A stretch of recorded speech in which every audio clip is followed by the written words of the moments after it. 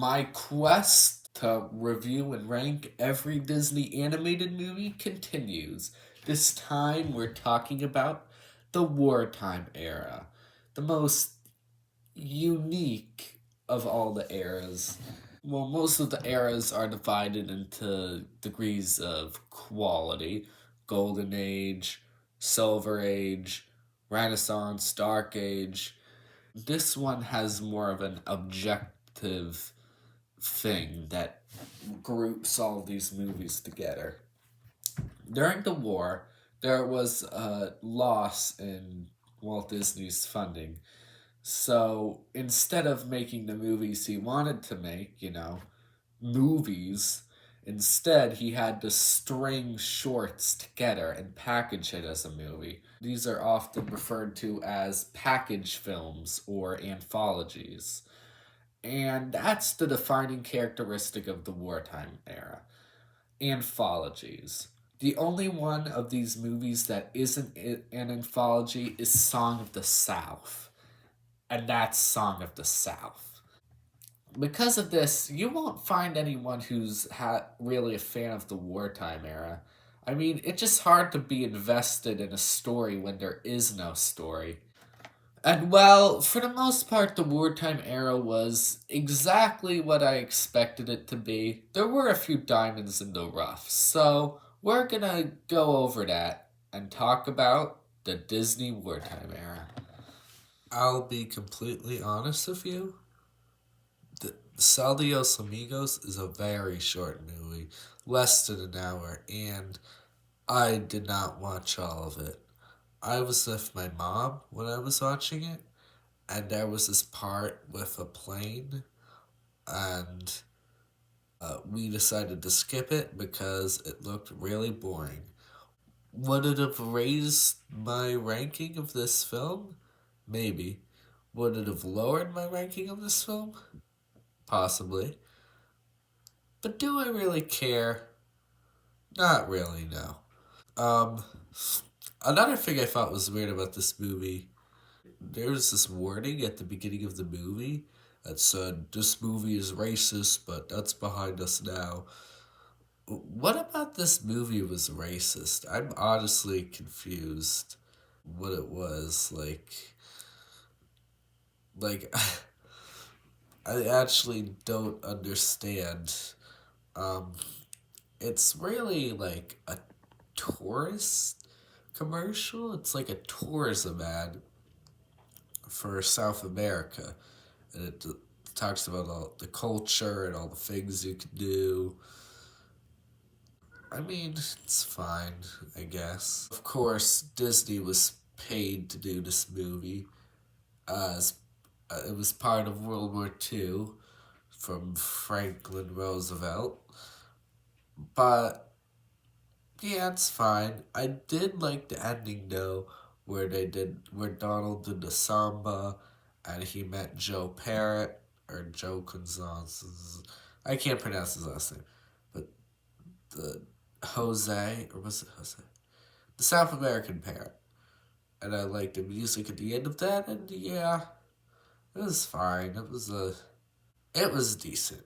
It was a watchable movie, but that was probably because it was 40 minutes.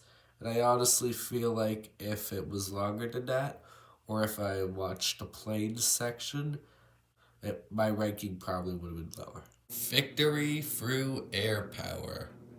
Honestly, not sure what there is to say about this movie. So basically, this is all about planes, and the first half of the movie is all about the history of aviation, and the second half is Disney's opinion on how to win World War II. I'm not sure. I wouldn't call this movie animated, but I also wouldn't call it live action. You know that, like, Indiana Jones thing where they're like going on the map and you just like see the line go from one location to the other? That's basically what most of the movie is. I can't really, it's like graphs, like you're looking at moving graphs. I guess that technically is animation, but I don't know. And the few animated parts you do see are mostly like out of focus war shots, like the ones you're seeing now. Um, the history of aviation part is pretty interesting. It's weird seeing a relatively new history of planes back when they were a pretty recent thing. I think they said planes were like 40 years old. I think they said commercial plane flights are like not a common thing. I forget what they said. I don't know. This movie, I'm not sure if I would call it a movie because it's weird. It's just a lot of charts. And then in the second part, it's all about how we need to do a full force air strike to win World War II, especially against Japan. Obviously, they didn't know about the nukes. They make a couple predictions about the airplanes. Some of them are pretty accurate, like the one about the plane shooting in between the propellers up front. But some of them are like, where did they come up with this stuff? Like, they came up with this giant cruiser plane. It's like the size of a blimp, and there are a bunch of like planes that, like guns that can be individually shot. Like, I mean, I understand how you. What the hell is that? What the hell? Okay.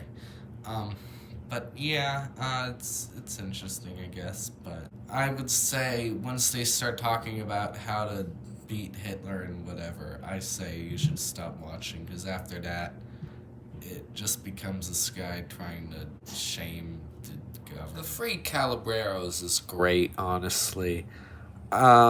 It's another part of the Disney initiative to strengthen ties with Central and South America.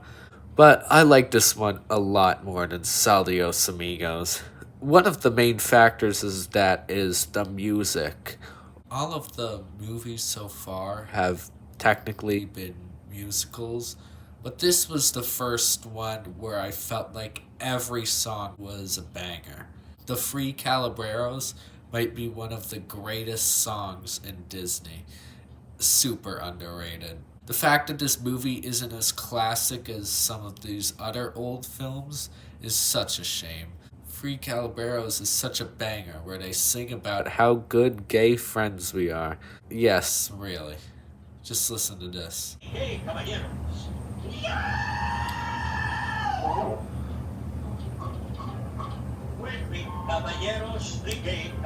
But jumper saucer, I hear you say.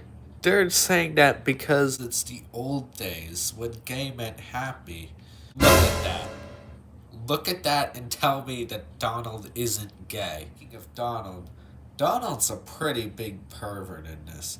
Anytime there's women in this movie, Donald's constantly trying to sexually contact them.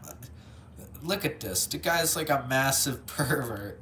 You might be saying jumper saucer. This proves that Donald's not gay.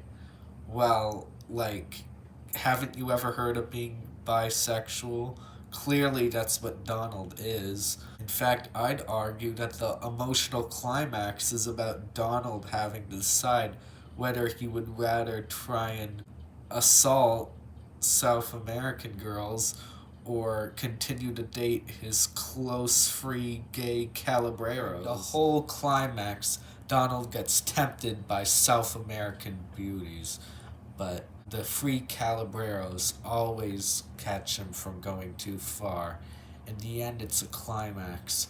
Will he choose to be with the temptress, or will he choose the true loves of his life?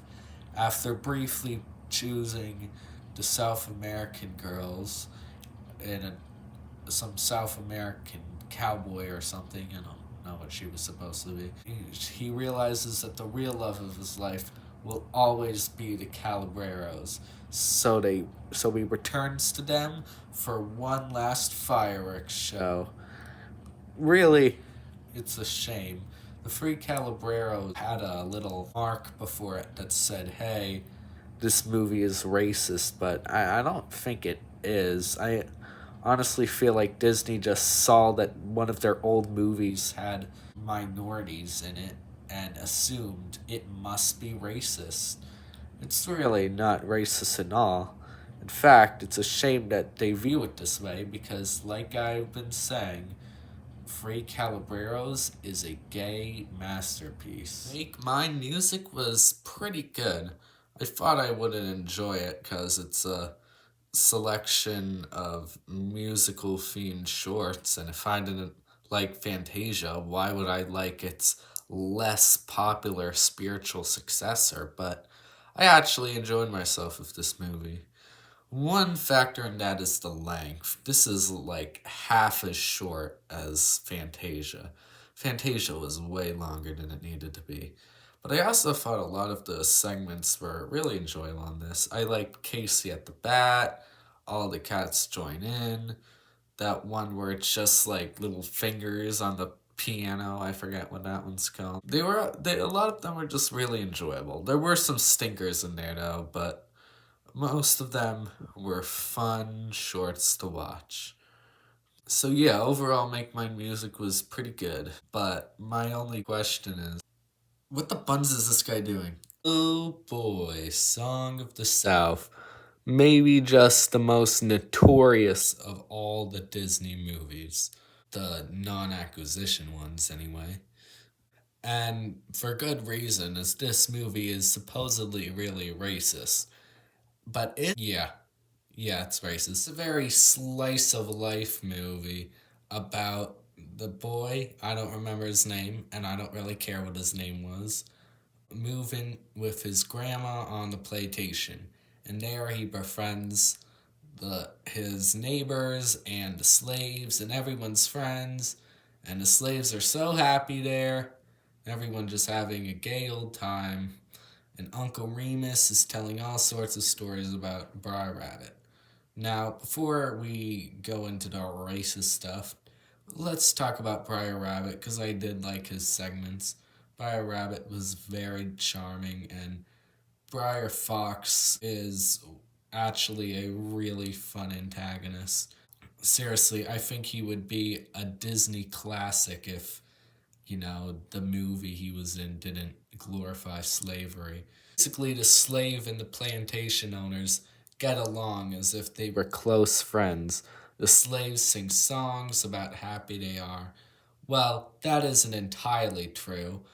The slaves are sad when the plantation owner's son gets injured, but other than that, they're perfectly happy. Remus's stories get the plantation kid, that's the one in the front there, into a lot of trouble, and this makes the plantation mom, mad at him, gives him a stern talking to, and he doesn't feel wanted anymore, so he's gonna leave to Atlanta. He's just gonna leave the plantation, just pack his things, because apparently that's how slavery works. He's just gonna leave because he's sad, and they're like, oh no, he's gonna leave. But don't worry, in the end, Uncle Remus stayed behind. He came to his senses and stayed in slavery. Do you see how I mean? Like, the movie promotes slavery, and I feel like any redeeming qualities it has are immediately canceled out by the fact that it glorifies slavery. I think, despite the fact that there are bits I enjoyed, like the Brer Rabbit sections and the friendship between the kids, which would have been fine if Walt Disney didn't decide to make this a slavery setting, morally speaking. I have to rank this at the bottom of the list. And Fancy Free. I vaguely remember this because I used to own it on VHS. But even back then, it was never really my favorite. So again, it's just two shorts next to each other. The first one is about this guy named Bongo. It's like a circus bear. That one was so boring. It's not a good short. It was like a love story between Bongo and some lady bear. Skip the chorus, get to the chorus. And the second one was a retelling of Jack and the Beanstalk with the Mickey Mouse characters. The Mickey Mouse segment is the standout of this movie. It was highly entertaining.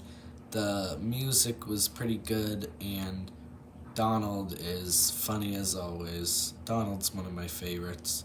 The bongo segment, again, was pretty boring. There was this weird song about how bears, like, slap their loved ones. That's a little... Then they made a whole song about how you should slap your loved ones, so, yeah. And there's not much to say about Fun and Fancy Free. It's a pretty whatever of a movie. Or have trouble sleeping? Well, just watch Melody Time. I guess that's sort of unfair, but it's kind of true. Every single one of these shorts is kind of lame and boring. Nothing stands out in this film. There's really nothing to talk about. At least it was short.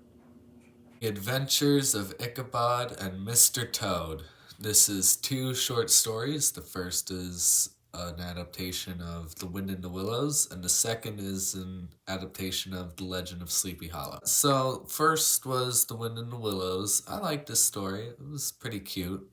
Mr. Toad was an enjoyable character. Not much to say about it. Decent. Yeah, it was fine, I guess. I don't know. But what I really want to talk about is The Legend of Sleeping Hollow. That's where this movie really shines. For the first part of The Legend of Sleeping Hollow, it's just alright. Some stupid romance between this stupid guy and this stupid girl. It's whatever.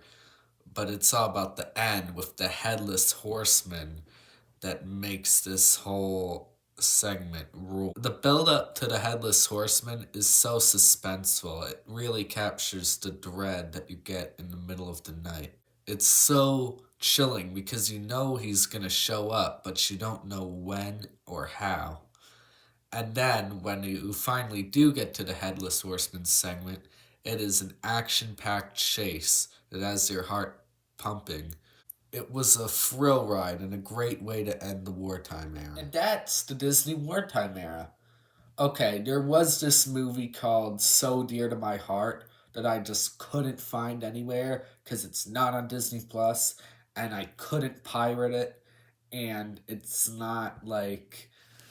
And the only other option is to buy it, and I'm not buying a movie, come on. So... But it looks bad. It's about, like, kids that own, like, a lamb or something. I don't know. But, yeah, the wartime era. Yeah, it was alright, I guess. The best movie was definitely The Three Calabreros. But, other than that, this is definitely much weaker than the Golden Age. And it makes sense. Well, the Golden Age was made from passion. The wartime era movies were made from necessity. Anyway, here's my ranking of the Disney wartime era and Disney Golden Age movies combined. We're gonna do this until we get to the end, where we're gonna have the ultimate Disney ranking list. From worst to best, we have Bambi, Fantasia, Saldios Amigos, Melody Time, Victory Through Air Power, Fun and Fancy Free, Snow White and the Seven Dwarfs, Make Mine Music, Song of the South, The Reluctant Dragon, The Adventures of Ichabod and Mr. Crane, Dumbo, The Three Calabreros, and the best Disney movie so far, Pinocchio. Once the war was over and Disney was able to get things back to normal again, Walt Disney decided to start a new age for Disney movie making. He would finally get back to telling the narratives he wanted to tell with his movies. That's why next time we will be discussing the Disney Silver Age.